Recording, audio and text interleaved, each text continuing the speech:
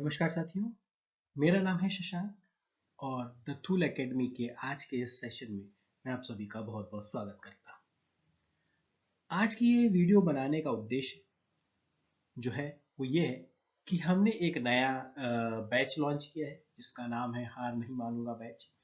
और इसके बारे में बहुत सारे लोगों को जानकारी भी है और बहुत सारे इससे संबंधित मैसेज आ रहे थे, व्हाट्सएप आ रहे थे। तो अलग अलग सबको अलग अलग जानकारी देना थोड़ा सा मुश्किल हो पा रहा था। तो मैंने सोचा कि चलिए इसके ऊपर एक छोटा सा मैं आपके लिए वीडियो बना देता हूँ जिसमें आप लोगों को मैं समझा पाऊंगा कि किस प्रकार से ये बैच काम करेंगे और क्या फीस स्ट्रक्चर होगा और कैसे आप हमारे साथ जुड़कर अपना यूपीएससी का जो टारगेट है उसको पूरा कर सकते हैं, यूपीएससी के सिलेबस को पूरा कर सकते हैं और अपने लक्ष्य को प्राप्त कर सकते हैं। तो चलिए आइए शुरू करते हैं आज के क्लास को।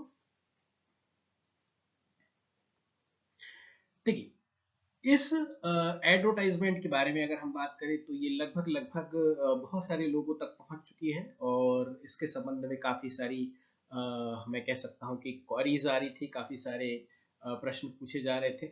तो अलग अलग ना करते हुए मैंने एक यहाँ पर वीडियो पे हम इस पे चर्चा करेंगे और कैसे ये सारी चीज़ें काम करेगी और कैसे न्यूनतम शुल्क पर आप अपने यूपीएससी के इस कह सकते हैं कि इस यात्रा को शुरू कर सकते हैं और अपने लक्ष्य को प्राप्त कर सकते हैं, उस पर भी हम एक चर्चा करेंगे। आगे बढ़ते हैं। यूपीएससी को तैयार करने से पहले मतलब बाकी बैच क्या है, फीस स्ट्रक्चर क्या है, ये सारी चीज़ों को समझने से पहले एक बहुत ही शॉर्ट में, बहुत ही संक्षिप्त में आप लोगों को बताना चाहूंगा कि आखिर यूपीएससी क्या है। तो यूपीएससी के संबंध में हम बात करते हैं तो यहाँ पर मैंने आईएएस भी लिखा है। आईएएस लिखने का आशय है कि बहुत सारे जो बच्चे हैं वो यूपीएससी को आईएएस या आईपीएस के नाम से ज्यादा जानते हैं ना, कि आईएएस और आईपीएस होता है। ठीक, इसको लेकर ज्यादा कनेक्ट है, उसको लेकर ज्यादा जानते हैं। लेकिन मैं आप लोगों को सभी को बता दूं कि यूपीएससी की अगर हम बात करते हैं, जिसे हम संघ लोक सेवा आयोग कहते हैं, यूपीएससी के संबंध में हम कहें तो यूपीएससी जो है एक संवैधानिक संस्था है जो भारत में हम कह सकते हैं कि जो ऑल इंडिया सर्विसेज है उनके लिए, ग्रुप ए की जो सर्विसेज है उनके लिए और ग्रुप बी की जो सर्विसेज है उनके लिए ये एग्जाम कंडक्ट कराता है ना। और एग्जाम कंडक्ट होने के बाद यानी कि परीक्षा लिए जाने के बाद आप किस किस सेवा में जा सकते हैं, यानी कि कहाँ कहाँ आपको नौकरी मिल सकती है, कहाँ कहाँ आप जॉब कर सकते हैं, तो उसके बारे में यहाँ पर एक लिस्ट दी गई है। जिसमें अगर हम बात करें तो आईएएस, जिसको भारतीय प्रशासनिक सेवा कहते हैं, ये काफी फेमस है और इसी के नाम से यूपीएससी और आईएएस हम कह सकते हैं कि एक प्रकार से पर्यायवाची के रूप में यहाँ पर प्रयोग किया जाता है। उसके बाद है आईपीएस, आईएफएस जिसको भारतीय वन सेवा, और एक और आईएफएस होता है जो है भारतीय विदेश सेवा, इंडियन फॉरेन सर्विसेज। इसके अलावा आईएएस और बहुत सारे अन्य भी पद हैं, मैं बहुत डिटेल में नहीं जाऊंगा। ये स्लाइड भी हम आपको जो है जो हमारा टेलीग्राम चैनल है वहां पर मैं आपको शेयर कर दूंगा, आप सभी के साथ साझा कर दूंगा। तो वहां पर आप इसको देख लीजिएगा और अगर आप लोग कहेंगे है ना, अगर यूपीएससी के द्वारा कौन कौन सी और भी सर्विसेज होती है, किस प्रकार से होती है, इसके बारे में अगर आप लोगों को डिटेल में चर्चा चाहिए, आप लोग इसके बारे में गहराई से जानना चाहते हैं, तो इसी वीडियो के कमेंट्स बॉक्स में आप लोग मुझे बताएं कि क्या इसके बारे में आप जान डिटेल में कोई वीडियो चाहते हैं तो मैं हम उस पर डिटेल में वीडियो बनाकर उस पर चर्चा करेंगे, है ना? तो कई प्रकार की ये पद होते हैं, है ना? उसके बाद जो होता है ग्रुप बी के अंतर्गत भी है ना, ग्रुप बी लेवल के भी जो है कुछ पद होते हैं, जिसमें अगर हम बात करें आपके सशस्त्र सुरक्षा बल के अंतर्गत भी आते हैं और इसी के साथ साथ दिल्ली, अंडमान निकोबार द्वीप समूह, दादरा और नगर हवेली, दमन और द्वीप जैसे क्षेत्रों में जो एडमिनिस्ट्रेशन सर्विसेज होती है ना, प्रशासनिक जो पद होते हैं, ठीक है, उस पे भी जो है यूपीएससी के द्वारा, यूपीएससी के इन एग्जामों के द्वारा चयन किया जाता है ना। और ये जो पद होते हैं ये आपके होम मिनिस्ट्री के अंतर्गत आते हैं, ठीक है। उसके साथ साथ पुडुचेरी की सिविल सेवा और पुलिस सेवा भी इसके अंतर्गत आती है। चलिए आगे बढ़ते हैं।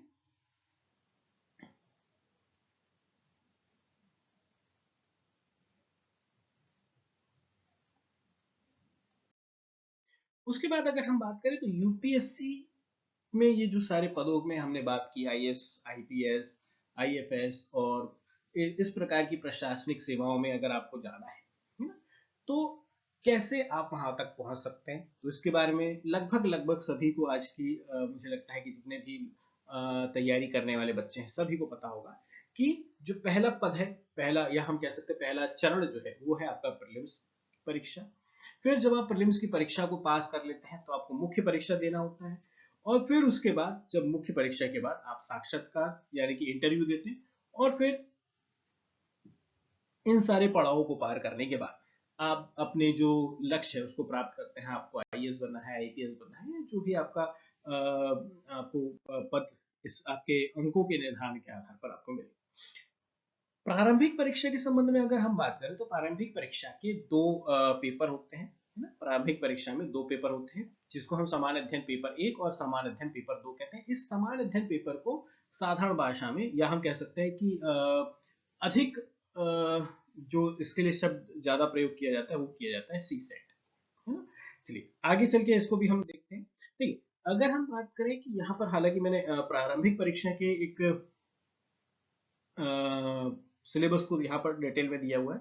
ठीक है, चलिए अगर हम बात करें कि प्रारंभिक परीक्षा के संबंध में बात करें तो प्रारंभिक परीक्षा में जो है जो पहला पहला पेपर आपका होता है सामान्य अध्ययन पेपर 1।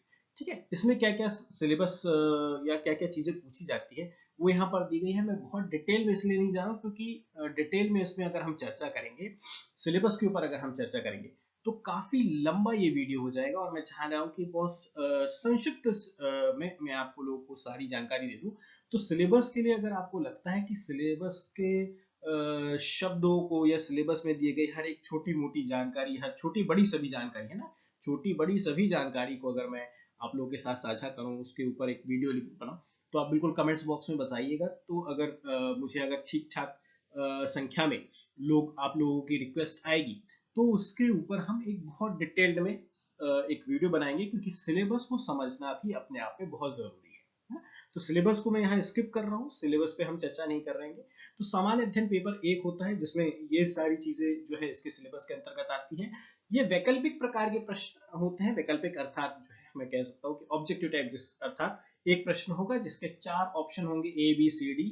ठीक है, तो उसमें आपको जो उचित लगेगा, जो आपको सही लगेगा कि भाई इसका आंसर ए है या बी है, तो आपको ओएमआर शीट मिलती है जिसमें गोले भरने होते हैं ना, तो गोले आपको भरने होंगे, गोले काले करने होंगे। प्रश्नों की संख्या सॉरी हजार नहीं, यहाँ पर 100 होती है। प्रश्नों की संख्या 100 होती है, कुल अंक होते हैं 200, है ना, 200 अंक कुल होते हैं। ठीक, आगे बढ़ते हैं। सी सेट की बात करें तो उसका सिलेबस ये है ना। प्रश्नों की संख्या जो है इसमें 100 नहीं, प्रश्नों की संख्या 80 होती है। प्रश्नों की संख्या 80 होती है, कुल अंक 200 होते हैं। लेकिन जो सी सेट वाला पेपर होता है, सी सेट में सी सेट के नंबर जो है आपके परीक्षा परिणाम में नहीं जुड़े जाते। ये क्वालिफाइंग नेचर का पेपर है, अर्थात इसको जस्ट आपको क्वालिफाई करना होता है, और इसमें 33% अंक आपको लेके आने थे न्यूनतम, है ना। न्यूनतम 33% प्रश्न माफ कीजिएगा अंक आपको लेके आने हैं। अगर आपने ये 33% अर्जित नहीं किए, इस 33% को नहीं पार पाए, तो जो सी सेट पेपर 1 है ना, जिसको हम सामान्य अध्ययन पेपर 1 कहते हैं, उसमें कितने भी अच्छे आप नंबर ले आए, आपका जो है स्कोर मान्य नहीं होगा। ठीक है, तो ये इसको इसलिए थोड़ा सा सीरियस लेने की भी आवश्यकता है। इस पर भी खैर हम बहुत बाद में डिटेल में चर्चा करेंगे। अब हम बात करते हैं मुख्य परीक्षा के बारे में। तो मुख्य परीक्षा में क्या क्या पूछा जाता है, तो मुख्य परीक्षा में कितने पेपर आपको देने होंगे। तो मुख्य परीक्षा में अगर हम बात करें तो 2, 3, 4, 7, 8, 9 पेपर आपको देने होंगे, है ना। कैसे देने होंगे हम उस पर चर्चा करते हैं। मुख्य परीक्षा में जो पेपर देने हुए हैं आपको, उसको हम बेसिकली या मुख्य आधारभूत रूप से 4 भागों में बांटते हैं। एक होता है भाषा क्वालिफाइंग पेपर। भाषा क्वालिफाइंग पेपर में दो पेपर आपको देने हैं, पेपर ए और पेपर बी। पेपर ए और पेपर बी की अगर मैं बात करूं, एक सेकेंड यहाँ पर पेन बदल लेते हैं हम, है ना। पेपर ए और पेपर बी की बात करें तो एक तो होता है अनिवार्य भाषा का पेपर, एक अनिवार्य भारतीय भाषा का पेपर। इसमें अनिवार्य भारतीय भाषा में आप हिंदी ले सकते हैं, तेलुगु ले सकते हैं, तमिल ले सकते हैं, गुजराती ले सकते हैं, मराठी ले सकते हैं, सिंधी रख सकते हैं, उर्दू रख सकते हैं, जो भी एक भारतीय भाषा है ना, जो हमारी संविधान में दी गई है ना? तो उसके अनुसार कोई भी भारतीय भाषा का आप यहाँ पर चयन कर सकते हैं। ठीक, साधारण तौर पर चूंकि हम हिंदी भाषी राज्यों के विद्यार्थी हैं और हम हिंदी में ही यूपीएससी का एग्जाम दें, तो साधारण तौर पर यहाँ पर प्रथम भाषा में आप जो है हिंदी रखते हैं, है ना? उसके बाद एक होता है दूसरा जो है वो अंग्रेजी का अनिवार्य पेपर है, इसमें ये पूरा पेपर इंग्लिश में होता है, ठीक है। दोनों पेपर बहुत कठिन नहीं है, ऐसा नहीं है कि ये बहुत कठिन पेपर है और इसके लिए आपको अलग से तैयारी करने की आवश्यकता है। अगर आपने ठीक ठाक तैयारी करके रखी है, ग्रेजुएशन लेवल आप ग्रेजुएट हैं, तो मुझे लगता है कि इसके लिए बहुत ज्यादा आपको तैयारी करने की आवश्यकता नहीं है, क्योंकि इस पेपर के नंबर आपके रिजल्ट में नहीं जुड़ते। ये भी आपका क्वालिफाइंग नेचर का होता है ना, इसमें जस्ट आपको क्वालिफाई करना होता है और केवल 25% नंबर लेकर आने होते हैं। पेपर बहुत कठिन नहीं होता। पिछले 10 सालों के पेपर अगर आप देख लेंगे तो आपको आसानी से लगेगा कि भाई 25% प्रश्न आप आसानी से हल कर सकते हो, उसमें कोई बहुत बड़ी बात नहीं है ना। दोनों पेपर जो होते हैं वो 300 अंकों के होते हैं, तो 300 अंक में 25% अर्थात 75 नंबर आपको लेकर आने हैं। तो 300 नंबर में से 75 नंबर लाना सरल है, इसमें कुछ कठिन नहीं है ना। और पिछले 10 सालों के पेपर आप देख लेंगे तो आपको एक प्रकार से आइडिया लग जाएगा कि किस प्रकार का ये पेपर बनता है। तो साधारण ट्रांसलेशन होते हैं, छोटे छोटे आपको उसमें छोटे हम कह सकते हैं कि निबंध लिखने होते हैं, तो बहुत कठिन नहीं होता, आसानी से 75 नंबर इसमें लाए जा सकते हैं। उसके बाद जो पेपर होता है वो तो है निबंध पेपर, है ना। निबंध के पेपर में अगर हम बात करें तो पहले एक निबंध और 2 निबंध लिखने होते हैं आपको। 2 निबंधों में अर्थात इन निबंधों में की जो शब्द सीमा होती है वो 1000 शब्दों की होती है। 1000 शब्दों में आपको जो है एक निबंध लिखना होता है, ठीक। और इसका जो अंक होता है वो 250 का होता है। उसके बाद होते हैं जीएस के 4 पेपर, जिसको हम सामान्य अध्ययन के पेपर कहते हैं ना। तो जीएस पेपर 1, सामान्य अध्ययन 1, सामान्य अध्ययन 2, 3 और 4 होते हैं, ठीक है। दोनों ये माफ कीजिए, चारों ही जो होते हैं वो 250 नंबर के होते हैं।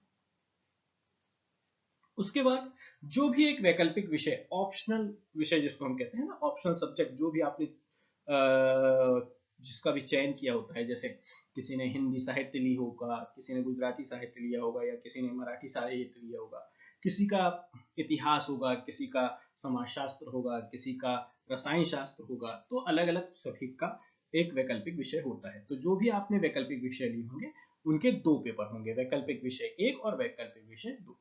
और इन दोनों के भी अंक कितने होते हैं, 250 के होते हैं। और फिर अंत में फिर आपका साक्षात्कार होता है जिसके अंक होते हैं 275, ठीक है। तो कुल मिला के ये कहानी है, ये सारे पेपर आपको देने हैं। अब इसमें अगर हम बात करें तो वैकल्पिक विषय तो ठीक है, साथ में जो है यहाँ पर जो हम बात करने वाले हैं वो मुख्य रूप से सामान्य अध्ययन यानी जीएस के पेपरों के संबंध में बात करेंगे। अब जीएस के जो पेपर हैं, जीएस के पेपर में अगर हम बात करें कि उनमें क्या क्या चीजें पूछी जाती है, तो उसमें जैसे अगर हम बात करें सामान्य अध्ययन 1 की बात करें, जिसको पेपर 1 या पेपर 2 हम कहते हैं, सामान्य अध्ययन 1 की बात करें, तो इसमें आपको विरासत और संस्कृति अर्थात हम कह सकते हैं कि जिसको आर्ट एंड कल्चर है ना, उसका एक पेपर होता है। फिर भारत और विश्व का इतिहास भी इसमें सम्मिलित है, भूगोल भी इसमें सम्मिलित है और समाज भी इसमें सम्मिलित है। तो ये सारे विषय मिलाकर आपका एक पेपर बनेगा, कौन सा, सामान्य अध्ययन 1। सामान्य अध्ययन 2 में कौन कौन से विषय है ना, इसको समझिए। शासन, संविधान और ये सॉरी कल्याणकारी पहल होनी चाहिए, ठीक है ना। तो ये हो गया। उसके साथ साथ आपका सामाजिक न्याय, कुल मिला के शासन संबंधी अर्थात गवर्नेंस जिसको हम कहते हैं, है ना, प्रशासन, संविधान, भारत का संविधान, राज्य, भारत की राज्य व्यवस्था, उसके साथ साथ सामाजिक न्याय और अंतरराष्ट्रीय संबंध, ये सारी चीजें आपके सामान्य अध्ययन पेपर 2 में आती है। सामान्य अध्ययन 3 की अगर हम बात करें तो इसमें विज्ञान और प्रौद्योगिकी इसके अंतर्गत आती है। आर्थिक विकास के अंतर्गत हम पूरी भारत की अर्थव्यवस्था को देखते हैं, ठीक, जिसमें कृषि भी सम्मिलित है। साथ ही साथ में अगर हम देखें जैव विविधता इसके अंतर्गत, अर्थात हम कह सकते हैं कि जैव विविधता प्लस साथ में पूरा पर्यावरण संबंधित बातें इसमें हम देखते हैं, पर्यावरण को हम देखते हैं। सुरक्षा और आपदा प्रबंधन इसके अंतर्गत हम पढ़ते हैं।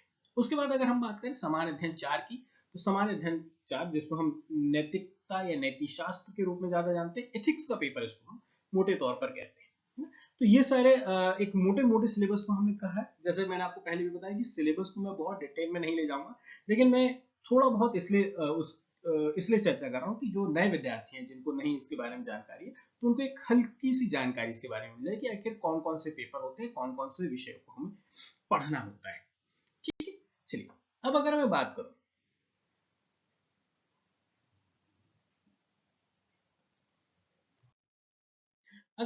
करूं, कि सारे पेपर को अगर मैं या फिर कहे कि सभी विषयों को, है ना, मैं एक लाइन से अगर जमा दूं, तो कौन कौन से विषय इसके अंतर्गत हमें पढ़ने होंगे, है ना, किस कौन कौन से विषय हमें पढ़ने होंगे, प्रीलिम्स प्लस मेंस दोनों को जोड़ के बता रहा हूं, है ना, प्रीलिम्स प्लस मेंस दोनों को जोड़ के बता रहा हूं, क्योंकि यूपीएससी में आप प्रीलिम्स अलग से और मेंस अलग से नहीं पढ़ सकते, दोनों को मिला के ही आपको पढ़ना पड़ेगा, है ना। तो प्रीलिम्स प्लस मेंस अगर जोड़ के बताऊं तो कौन कौन से विषय हमें पढ़ने पड़ेंगे, हमें भारतीय राज्य व्यवस्था को देखना पड़ेगा, जिसके अंदर संविधान भी हम, है ना, उसके बाद प्रशासन जिसको हम गवर्नेंस कहते हैं, अर्थव्यवस्था या, है ना, जिसको हम इकोनॉमी हम कहते हैं, फिर भूगोल जिसमें भारत का भी भूगोल है और विश्व का भी भूगोल है, पर्यावरण संबंधी बातें इसमें, इतिहास की बात करें, है ना, इसमें भारत का इतिहास और साथ में आपको विश्व का इतिहास दोनों ही देखने हैं, फिर कला और संस्कृति को पढ़ना होता है, विज्ञान और तकनीक को हमें जानना होता है, भारतीय समाज है, भारतीय सामाजिक न्याय है, फिर आपका अंतरराष्ट्रीय आंतरिक सुरक्षा है ना, फिर आपदा प्रबंधन है, उसके बाद अंतरराष्ट्रीय संबंध है, नीति शास्त्र या इथिक्स जिसको हमने देखा भी, और फिर निबंध लेखन, उस जैसे हमने बात करी कि दो निबंध आपको लिखने ही पड़ेंगे हजार हजार शब्द के, उसके साथ साथ आपको अपने ऑप्शन को भी तैयार करना है और करंट अफेयर्स के साथ जुड़े रहना है। ये सारी चीजें अगर देखा जाए तो ये सारी चीजें आपको यूपीएससी के लिए तैयार करनी होती है। जब ये सारी चीजें आप पढ़ेंगे तब जाके आपका सिलेबस कंप्लीट होगा, है ना। मोटे मोटे तौर पे कह रहा हूँ, शायद मुझे लगता है कि सभी सारी चीजें मैंने इसमें इंक्लूड कर ली है, कुछ छूट नहीं रहा है, अगर छूटे तो आप बता सकते हैं कमेंट बॉक्स में। तो मोटे मोटे तौर पर अगर देखा जाए तो ये सारी चीजें हमें पढ़नी होती है ना। अब ये सारी चीजें अगर हम पढ़ेंगे तो कैसे होगा, तो इसके लिए वापस हम चलते हैं, हमारा जो एडवर्टाइजमेंट है उसके ऊपर चलते हैं, ठीक है। तो इन सारे विषयों को पढ़ने के लिए इसमें मैं अगर आप लोगों को बता दूं कि इसमें हमने जो अभी ऑप्शनल की बात की उसके बारे में चर्चा नहीं कर रहा हूँ, हमारा करंट अफेयर्स है उसके बारे में भी चर्चा नहीं कर रहा हूँ, जीएस के जो 4 पेपर हैं ना उसके संबंध में मैं बात कर रहा हूँ। तो उनको पढ़ने या पढ़ाने के लिए या उनको करने के लिए हमने यहाँ पर न्यू बैच स्टार्ट किए हैं, जिनका आरंभ जो है 10 फरवरी से होने वाला है, ठीक है। अगर आपने अभी तक जो है इसके बारे में या अपने बैच के बारे में जानकारी नहीं ली है, तो ये जो नंबर दिए गए हैं, ये जो व्हाट्सअप नंबर दिए गए हैं, इन व्हाट्सअप नंबर पर आप व्हाट्सअप करके इसके बारे में और जानकारी ले सकते हैं या बता सकते हैं कि आपको कौन सा बैच चाहिए है और कितने बजे का चाहिए। चलिए अपन अपनी जो है चर्चा को आगे बढ़ाते हैं। अब इस बैच की खास बात है, इस बैच में फीस, ठीक है। तो इस बैच के लिए जो हमने फीस रखी है, बहुत न्यूनतम फीस रखी है, वो रखी है 1000 रुपए प्रति माह, है ना, ठीक है। आप कह सकते हैं कि भी एक विशेष छूट की तहत हमने अभी इसको 1000 रुपए प्रति माह रखा हुआ है ना? तो ये बिल्कुल न्यूनतम फीस है। दूसरी चीज ये है कि इसको न्यूनतम रखने का कारण ये है कि बहुत सारे स्टूडेंट ऐसे हैं जो जिनके लिए क्योंकि देखिए स्टूडेंट की बात करें, अगर आप विद्यार्थी जीवन में हैं तो आपके लिए 1000 रुपए प्रति माह लेना भी कभी कभी जो है चुनौती हो जाती है ना, कठिन बात हो जाती है।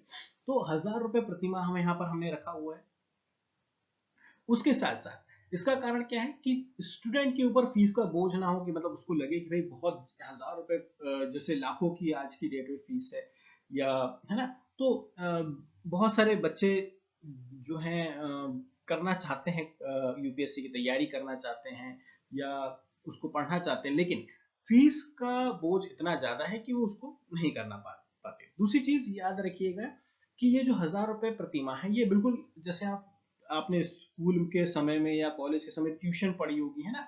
तो ट्यूशन या कोचिंग जब हम पढ़ते हैं उसमें कैसा होता है कि भाई अगर आप 1000 रुपए प्रति माह या कोई भी फीस आप दे रहे हैं, मंथली फीस दे रहे हैं, अगर आपने फीस नहीं दी तो हम ये मान के चलते हैं कि भाई आपका इंटरेस्ट नहीं है, अब आप कंटिन्यू नहीं करेंगे, है ना। तो उसी प्रकार से ये फीस आपको देनी है। दूसरी चीज, ये किसी भी प्रकार से ईएमआई नहीं है। ईएमआई की अगर हम बात करें, देखिए आज की समस्या, आज जो एक सबसे बड़ी समस्या ये हो रही है कि बहुत सारे संस्थान क्या करते हैं कि कहते हैं कि हम आपको ईएमआई पर या फिर आपको बस मंथली फीस देनी है ना। अब वो मंथली फीस के नाम पर क्या होता है कि बच्चों से करवा लिया जाता है एक प्रकार से लोन का टाइप, और जो लोन देने वाली कंपनी है अब वो क्या करती है, अब वो उन बच्चों के ऊपर प्रेशर बनाते हैं कि भाई आपको तो ईएमआई के जो है वो भरनी ही पड़ेगी, है ना। क्योंकि आपकी तरफ से फीस हमने भर दी है संस्थान को। ठीक। अब बच्चे को तो ये लग रहा था कि मुझे तो मंथली फीस देनी है, मेरा मन करेगा तो मैं उसको फीस दूंगा जब अच्छा लगेगा, और अगर अच्छा नहीं लगेगा, अच्छा नहीं पढ़ाई क्लास में, मैं फीस देना बंद कर दूंगा। ठीक है। तो एक ये बड़ी समस्या है यहाँ पर को देखने को मिली। इसके समाधान के लिए हमने कहा कि भाई कोई यहाँ पर कोई ईएमआई वाला सिस्टम कुछ नहीं होगा, सिंपल फीस होगी 1000 रुपए। अगर इसमें भी अच्छी बात यह है कि 1000 रुपए का मतलब है कि आपने 1000 रुपए दिया, आपने पूरा महीने भर क्लास की, अगली बार आपके 1000 रुपए या आप फीस नहीं भर रहे हैं तो हम ये मान के चलेंगे कि आपका कोई इंटरेस्ट नहीं है, आप आगे आगे कंटिन्यू नहीं करना चाहते, है ना। अगर आपको कंटिन्यू करना है तो आप फीस भरेंगे, बिल्कुल जैसे हम स्कूल के समय में ट्यूशन या जो कोचिंग वगैरह पढ़ते हैं, बिल्कुल उसी तरह से ही है। ठीक। तो इसमें फीस का जो दबाव है बिल्कुल उसको कम से कम करने का प्रयास किया गया है। ठीक। उसके साथ साथ अगर हम बात करें कि कोई भी बच्चा अगर 10 दिन क्लास करता है ना, 10 दिन 10 डेज क्लास करता है, ठीक है, और 10 डेज के अंदर, है ना, 10 डेज के बाद नहीं, 10 डेज के अंदर, 10 डेज क्योंकि बहुत होता है मेरे हिसाब से एक क्लास को समझने के लिए 10 डेज बहुत होता है। तो हमने ये निर्धारित किया है कि 10 डेज एक बहुत सही समय। अगर 10 डेज के अंदर यानी 10 दिन के भीतर भीतर बच्चे को लगता है कि उसके 1000 रुपए भी जो है उसने वेस्ट कर दिए, यहाँ पर उसको नहीं देने चाहिए थे, क्योंकि उसको सेटिस्फेक्शन नहीं हो रहा है, उसको बिल्कुल भी अच्छी नहीं लग रही है क्लास, तो वो 10 डेज के भीतर जो है हमें इन्फॉर्म करके, है ना, अपने पैसे रिफंड भी ले सकता है। ठीक है। तो यहाँ पर हमने पूरा 10 डेज का विंडो दिया है, 10 डेज के अंतर्गत अगर आपको अच्छा नहीं लग रहा है, आप जो है अपनी फीस जो है वापस ले सकते हैं, 100% रिफंड होगा, इसमें ऐसा नहीं है कि हम कुछ परसेंट काट लेंगे या कुछ टैक्स वैक्स काट लेंगे, कुछ नहीं। इसीलिए हमने बहुत कम अमाउंट रखा है कि देने में भी जो है स्टूडेंट को अच्छा लगे, और जब उसको अगर वापस मांगना हो तो हमें भी देने में कोई दिक्कत ना हो, क्योंकि 1000 अमाउंट ठीक है, मतलब उसको नहीं अच्छा लग रहा, कोई बात नहीं, आप वापस ले लीजिए अपनी फीस। तो इसलिए हमने फीस पर यहाँ पर ज्यादा फोकस किया है ताकि हर एक विद्यार्थी इस बैच के साथ जुड़ पाए। दूसरी बात जो है इस बैच के संबंध में विशेष कि बैच अगर हम 1000 रुपए का ले रहे हैं तो इसका मतलब ये नहीं है कि हमने बहुत सारे 100-200 बच्चों को एक बैच में भर लेना है ना, और सबसे एक साथ मतलब एक बहुत ढेर सारी भीड़ इकट्ठा कर लेंगे, और जो है अब कुछ को समझ में आ रहा, कुछ को नहीं समझ में आ रहा, ऐसा भी नहीं होगा, है ना।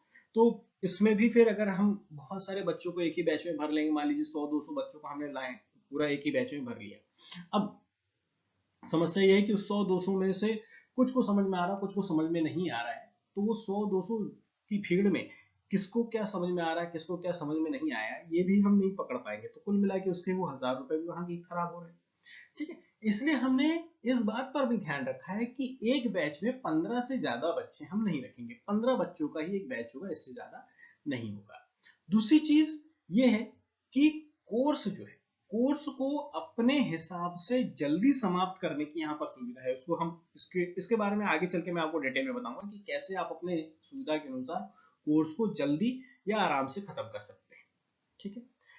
उसके बाद जितने भी हमारी बैचेस होंगे, जितने भी हमारी क्लासेस होंगी, उसमें हमने ये निर्धारित किया है कि जो भी टीचर आपको पढ़ाएगा तो पढ़ाते समय वो पीडीएफ का प्रयोग करेगा, और उसी पीडीएफ को जो है नोट्स के फॉर्म में आप लोगों को पहुंचा दिया जाएगा टेलीग्राम चैनल के माध्यम से या व्हाट्सएप के माध्यम से, या फिर वो टीचर वर्बली बोलकर आपको जो है क्लास के दौरान ही नोट्स लिखाएगा, अलग से आपको नोट्स के लिए परेशान ना होना पड़े, अलग से आपको नोट्स के लिए भटकना ना पड़े। इसके लिए व्यवस्था की गई है कि आपको अब क्लास तो हो गई, सब कुछ पढ़ लिया, अब नोट्स बनाने के लिए बुक्स खरीदना पड़े या अलग से आपको कहीं से नोट्स खरीदना पड़े, ये सब नहीं, बिल्कुल कुल मिला के आपको नोट्स के लिए और अलग और ज्यादा कोई शुल्क कहीं नहीं देना है। ठीक। 15 बच्चों का बैच बनाने का उद्देश्य कि हर एक विद्यार्थी चाहे वो कितना भी कमजोर क्यों ना हो, है ना, मेरे हिसाब से तो देखिए विद्यार्थी कोई भी कमजोर नहीं होता, है ना, सबके अपने अपनी बौद्धिक कौशल होता है, किसी को चीजें जल्दी समझ में आती है, यानी कि किसी को इंटरेस्ट है उस विषय में तो जल्दी उसको समझ लेता है, जैसे किसी का इतिहास में इंटरेस्ट है तो फटाक से वो इतिहास की बातें जल्दी जल्दी समझ लेगा। लेकिन जब वही बच्चा, इतिहास वाला बच्चा, जब मान लीजिए इकोनॉमी पढ़ने बैठा या विज्ञान की क्लास में बैठा, तो हो सकता है कि विज्ञान की चीजें उसको समझ में ना आए, तो वहां वो कमजोर पड़ जाए। तो कमजोर कोई छात्र नहीं होता, है ना, हर हर एक की कुछ कमजोरी होती है, हर एक की कोई ताकत भी होती है ना। लेकिन 15 बच्चों का बैच हमने बनाया ताकि हम हर एक बच्चे को विशेष मानकर उसके ऊपर ध्यान ज्यादा से ज्यादा दे पाए। तो ये पूरा जो हमने देखा कि कैसे हमारी बैच यहाँ पर काम करेगी। आगे बढ़ते हैं। अब अगर मैं बात करूं कि ये जो पूरा बैच तो हमने बना दिया, अब इस अब इस बैच को या हम इन सारे विषयों को कैसे समाप्त करेंगे? क्या 1000 रुपए सिर्फ मंथली देने से सारा काम बन जाएगा, है ना? कब तक हमारी क्लास चलती रहेगी, कब तक ये सारा जो है बैच खत्म हो पाएगा, है ना? कोर्स कैसे खत्म होगा और ये सारी चीजें, है ना? बैच की टाइमिंग की अगर मैं बात करूँ तो देखिए, बैच बैच की टाइमिंग की अगर मैं बात करूँ तो बैच का टाइम अभी निर्धारित नहीं किया गया है। आप लोग व्हाट्सअप करेंगे तो उसके आधार पर मैं आप लोगों को बता दूंगा। समय की बात करूं कि कितने घंटे की क्लास होगी तो ये 2 घंटे की क्लास होगी, है ना? 2 घंटे बराबर आपको हर एक बैच की क्लास जो होगी वो 2 घंटे की होगी, है ना? इस बात को ध्यान रखिएगा। चलिए, उसके बाद अगर हम बात करें तो ये सारे जो विषय हैं, इन सारे विषयों को हम कब तक खत्म कर लेंगे? अगर मैं 2 घंटे की क्लास दे रहा हूं आपको प्रतिदिन, सॉरी प्रतिदिन भी नहीं होगी, इस दिन दिन भी याद रखिएगा, है ना? दिन की अगर मैं बात करूं तो कितने घंटे का बैच चलेगा? बैच जो रहेगा, यहाँ पे लिख देता हूं, बैच जो होगा ये आपका सोमवार से शुक्रवार तक की क्लास रहेगी, है ना? शनिवार और रविवार ये क्या है? ये छुट्टी रहेगी। शनिवार रविवार को छुट्टी रखने का कारण क्या है कि अगर कोई विषय जो है जिसको हमें ज्यादा पढ़ना है, कोई क्लास छूट गई, जैसे मान लीजिए कोई टीचर है, किसी दिन कोई क्लास नहीं ले पाया, है ना? किसी कारणवश से नहीं ले पाया। देखिए, अब सारी चीजें जब से, जैसे हम टेक्निकल इशू की बात करें, है ना, कि भाई उसका लैपटॉप नहीं चल रहा है या इंटरनेट नहीं चल रहा है, या भाई मनुष्य है, बीमारी, कभी कुछ तबीयत आज ठीक नहीं लग रही है तो उस वजह से नहीं ले पाया, या कोई बहुत जरूरी काम आ गया उस वजह से नहीं ले पाया, तो ये जो क्लासेस आपकी छूट जाएगी इसको हम शनिवार को और रविवार को कंप्लीट करने का प्रयास करेंगे। इसके साथ साथ शनिवार और रविवार आपको मिलेगा तो आप उसमें क्या कर सकते हैं? रिवीजन कर सकते हैं। जो सप्ताह भर में आपने सारी चीजें या पूरे सोमवार से लेकर शुक्रवार तक जितनी भी चीजों को पढ़ा समझा, उसको आप बैठ के नोट्स बनाए, उसको आप बैठ के आराम से क्या कर सकते हैं? उसका एक प्रकार से रिवीजन कर सकते हैं, तो आपकी चीजें और ज्यादा मजबूत हो जाएंगी। ठीक है, अब हम बात करते हैं कि सारे विषय को, ये सारे विषयों को हमें पढ़ना है, तो इन सारे विषयों में हम जो है इनको कैसे और कब खत्म करेंगे? यहाँ पर हम ऑप्शनल की और करंट अफेयर्स की बात नहीं कर रहे हैं। ठीक है, चलिए, तो अगर देखें तो भारतीय राज्य व्यवस्था को समाप्त करने में कम से कम आपको 2 महीने लगेंगे। प्रशासन की बात करें तो उसको 1 महीने में समाप्त होगा ये। अर्थव्यवस्था की बात करें तो कम, है ना, 2 महीने की बात कर रहा हूं मैं। ठीक है, 2 महीने लगेंगे। भूगोल भी आपको 2 महीने में समाप्त होगा, पर्यावरण भी 2 महीने में समाप्त होगा। ठीक है, क्योंकि पर्यावरण भी आजकल पर्यावरण का महत्व ज्यादा बढ़ गया है। ठीक है, इसलिए पर्यावरण को थोड़ा सा डिटेल में पढ़ना पड़ेगा। पर्यावरण 2 महीने में समाप्त होगा। भारत का इतिहास की बात करें तो भारत का इतिहास कम से कम 2 महीने लगेगा, क्योंकि इतिहास में भी आप भाग करें तो 3 भाग हैं ना, या मोटे मोटे कहूँ तो 4 भाग आप उसको देखने को मिलते हैं। आपका जो है प्राचीन भारत का इतिहास, मध्यकालीन भारत, उसके बाद आधुनिक भारत और स्वतंत्रता के बाद का भारत। तो 4 अलग अलग भागों में आपको इतिहास को पढ़ना पड़ेगा भारत के। तो लगभग 2 महीने का समय यहाँ पर लग जाएगा। कला और संस्कृति की बात करूँ तो लगभग 2 महीने यहाँ पर आपको कला और संस्कृति में लग जाएंगे। ठीक है, उसके बाद अगर हम बात करें विज्ञान और तकनीक की बात करें तो कम से कम 2 महीने विज्ञान और तकनीक यहाँ पर आपको लगेंगे। ठीक, विश्व इतिहास की बात करें तो विश्व इतिहास यहाँ पे 0.5 लगेगा, यानी कि आधे महीने में, है ना, करीब 15 से 20 दिन में ये आपका विश्व इतिहास तैयार हो जाएगा। भारतीय समाज की बात करें तो ये भी कम से कम देखा जाए तो लगभग लगभग आपका 15 से 20 दिन में भारतीय समाज प्लस, या फिर भारतीय समाज और सामाजिक न्याय, इन दोनों को मिला के अगर हम बात करें ना, भारतीय समाज और सामाजिक न्याय, इन दोनों को मिलाकर हम बात करें तो लगभग लगभग 1 महीने में, ठीक है, 1 महीने में ये दोनों तैयार हो जाएंगे। उसके बाद अगर हम बात करें आपका आंतरिक सुरक्षा के बारे में, तो आंतरिक सुरक्षा जो है, आंतरिक सुरक्षा आपका जो है आधे महीने यानी कि 15 दिन में ये तैयार हो जाएगा। उसके बाद आपदा प्रबंधन की बात करें, है ना, डिजास्टर मैनेजमेंट की, तो 15 दिन में ये आपका तैयार हो जाएगा। अंतर्राष्ट्रीय संबंधों की बात करें तो अंतर्राष्ट्रीय संबंध थोड़ा सा समय इसमें ज्यादा लग सकता है, तो लगभग लगभग 2 महीने का समय मैंने यहाँ पर लिया है। उसके साथ अगर हम बात करें नीति शास्त्र, जो नीति शास्त्र भी है थोड़ा सा हम कह सकते हैं कि बड़ा विषय हो जाता है, क्योंकि इसमें समझने वाली बातें ज़्यादा है, तो डिस्कशन और समझना इसमें ज़्यादा है, तो इसके लिए भी हमने यहाँ पर 2 महीने का समय लिया है। 15 दिन का हमने समय लिया है निबंध लेखन को समझने के लिए। तो कुल मिलाकर अगर यहाँ पर अगर देखें, अगर आप सारे महीनों को मिलाएं, है ना, कि 2 महीने में आपने भारतीय राज्य व्यवस्था को तैयार कर लिया, 1 महीने में प्रशासन को कर लिया, फिर अर्थव्यवस्था को तैयार किया, फिर भूगोल को याद किया। अगर एक एक बार में एक विषय को लेकर चलते हैं, एक बार में आप एक विषय को लेकर चलते हैं, तो इस प्रकार से भारतीय राज्य व्यवस्था से लेकर निबंध लेखन तक, है ना, यहाँ पर जैसे मैंने फिर से आपको बताऊंगा कि ऑप्शनल और करंट अफेयर्स पे चर्चा मैं नहीं कर रहा हूँ फिलहाल।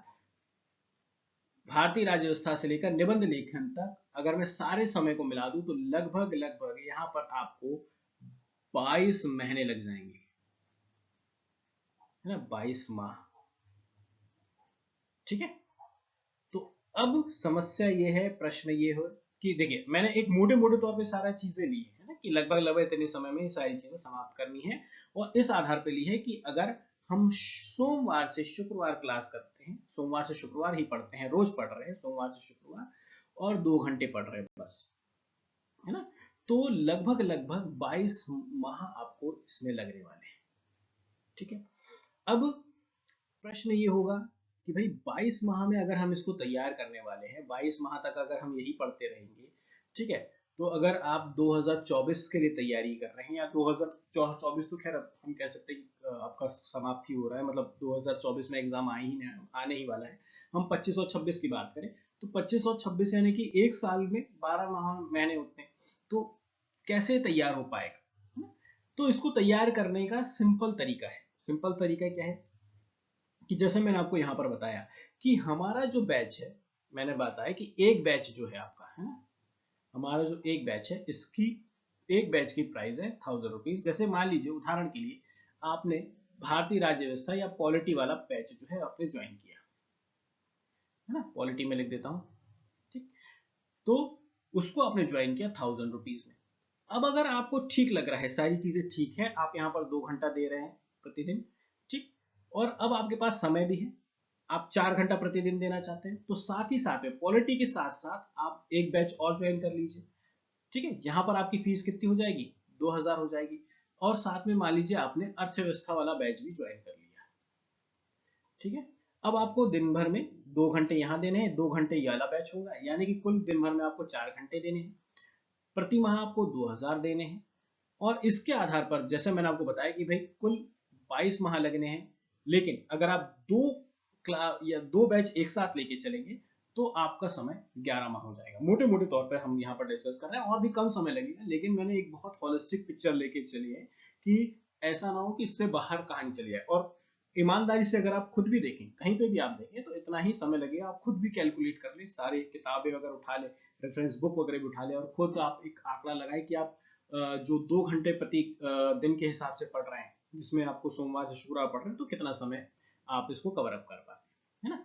अगर आप 4 घंटे करेंगे तो जाहिर तौर पर ये कितने हो जाएगा आपका, 11 माह हो जाएगा। और फिर आगे चलकर जो है, अगर मान लीजिए आप एक बैच और जोड़ लेते हैं, 3 बैच एक साथ कर लेते हैं, ठीक है, जहां पर आपकी जो फीस हो जाएगी वो 3000 हो जाएगी प्रति माह, और 3 बैच अगर आप कर लेते हैं, है ना, कुल मिला के आपको समय, लेकिन यहाँ पर समय आपको बढ़ाना पड़ेगा, फिर आपका जो है समय हो जाएगा 6 घंटा।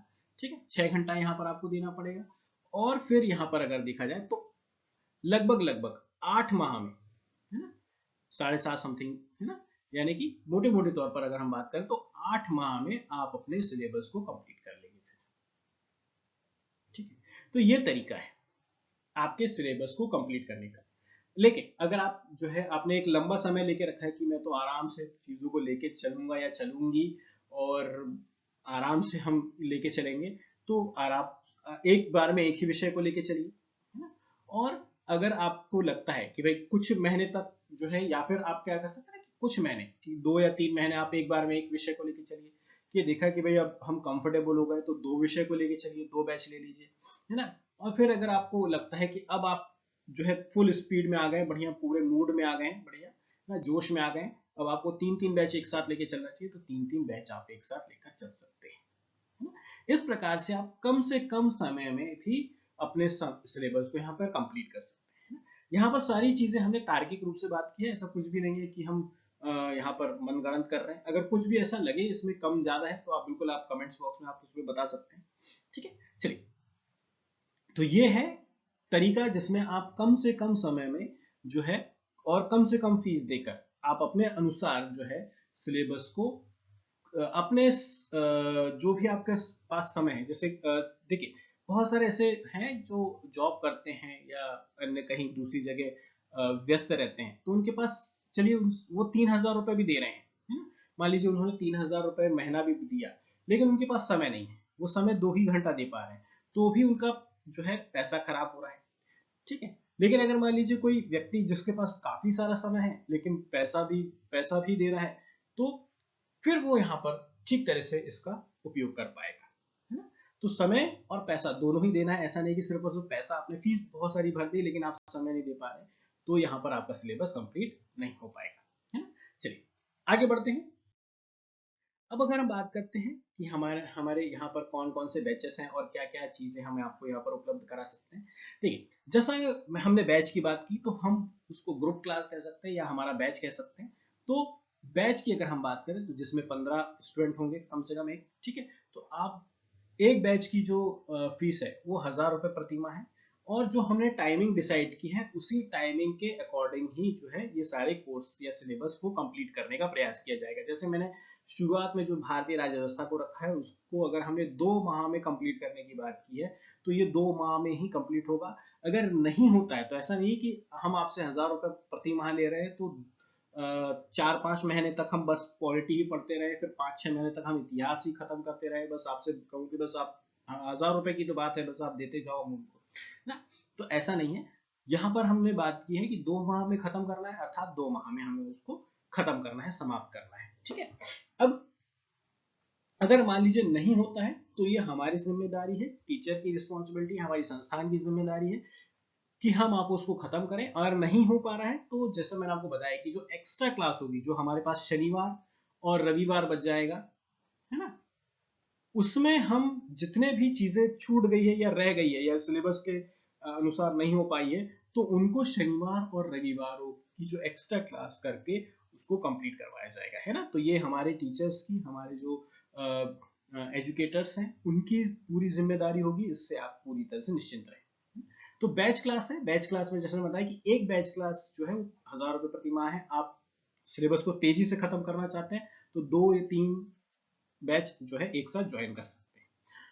उसके बाद अगर आप बैच क्लास नहीं चाहते हैं, है ना, और आप 1:1 क्लास चाहते हैं कि टीचर के साथ 1:1 क्लास ले, जिसमें आप जो है 2 घंटे प्रति 2 घंटे पर डे की क्लास आपको मिलेगी, है ना।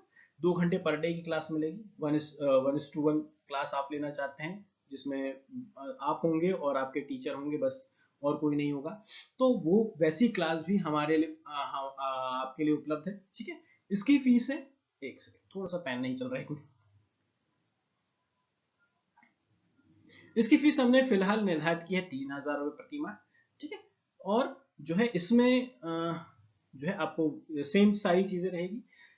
शनिवार और रविवार क्लास नहीं होगी, सोमवार से शुक्रवार तक क्लास रहेगी। प्रतिदिन 2 घंटे आपको यहाँ पर क्लास देखने को मिलेगी। ठीक, उसके बाद अगर आप इसी के साथ साथ यहाँ पर मेंटरशिप क्लास भी आपको देखने मिलेगी, है ना। मेंटरशिप क्लास भी ले सकते हैं। मेंटरशिप क्लास के बारे में बात करें तो मेंटरशिप क्लास का डिटेल आपके उसमें है नहीं, मैं यहाँ पर आपको बता देता हूँ। मेंटरशिप जो है रहेगी वो रहेगी सप्ताह में 2 क्लास रहेगी इसकी, मैं लिख देता हूँ, सप्ताह में 2 क्लास रहेगी। ठीक है, और 1 घंटे की क्लास होगी मेंटरशिप की।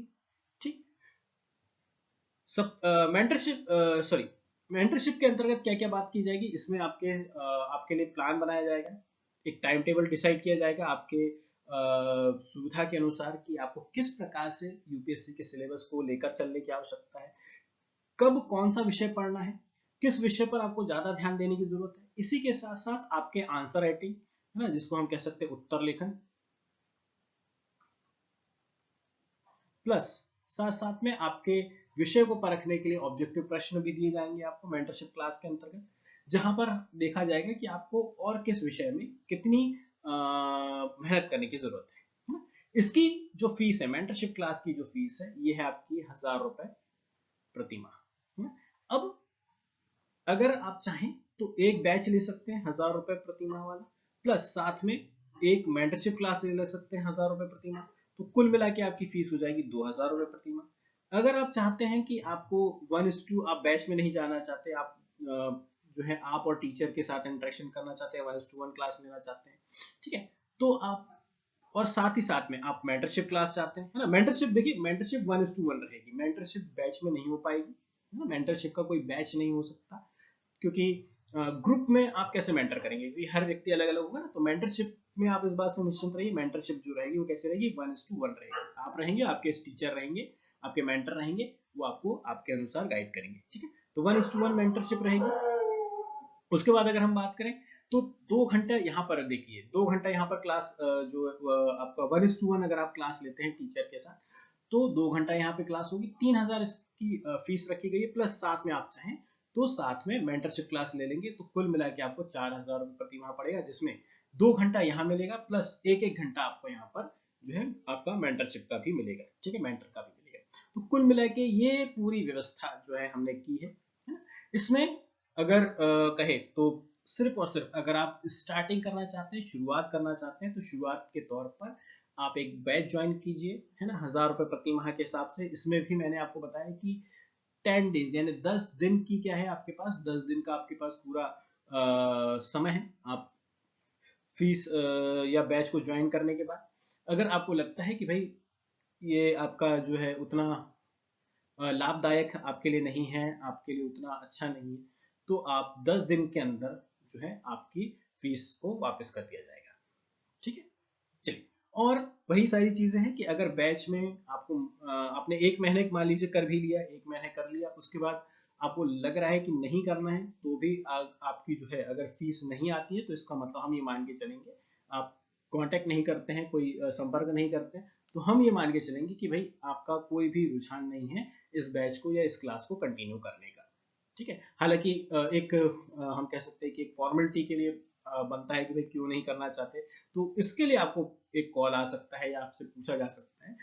कोई दबाव नहीं होगा कि नहीं आपको तो फीस भरनी ही है, आपको बैच कंटिन्यू करना ही है, ये आपके ऊपर है। किसी कारणवश आप नहीं कर पा रहे, आप बिल्कुल जो यहाँ पर मैसेज व्हाट्सएप नंबर वगैरह दिए गए हैं हमारे, तो उन पे आप व्हाट्सएप करके बिल्कुल जो है जानकारी ले सकते हैं या जानकारी दे सकते हैं कि किस कारण से आप जो है बैच छोड़ रहे हैं, या आप नहीं करना चाहेंगे, या कंटिन्यू ही नहीं कर पा रहे हैं, या अगले महीने से कर लेंगे। तो जो भी आपकी समस्या है बिल्कुल आप इन नंबरों पर व्हाट्सएप करके अपने बारे में बता सकते हैं। और साथ ही साथ इसके अलावा आपके भी कोई सजेशन है, आप बैच को लेकर अभी भी कुछ कंफ्यूजन है, क्लास को लेकर कोई अभी भी कंफ्यूजन है, तो बिल्कुल आप इन नंबरों पर व्हाट्सएप कर सकते हैं, है ना।